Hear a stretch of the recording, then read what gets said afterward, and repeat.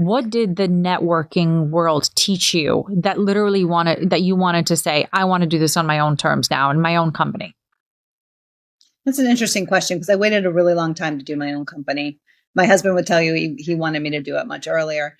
I think that part of it is distribution. So part of it was like, I didn't want to start a company where it would be like a small company and you do small things. Because if you've done the Olympics and you've started the WNBA, like I wanted to have that kind of a platform. Yeah. If I could have that kind of a platform. And so part of what you're referring to is the technologies now allow you to do that. So right now, where you are in that studio, you have and I have more technology at our fingertips right now than I had when I was producing the world feed for the NBA finals. So I would have all these cameras and all this stuff and go to 400 countries.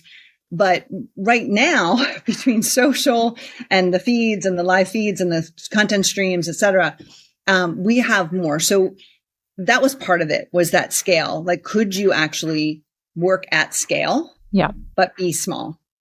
And that is one of the things that sort of I have some reservations about the way AI is developing and some other things, but there's no question that it will scale efforts and you can do things with it that you could not do before. So part of it's that is really, I think at the time you leave an Olympics and you realize, well, geez, that's a global phenomenon. And you're going to, you're able to produce content for people all over the world.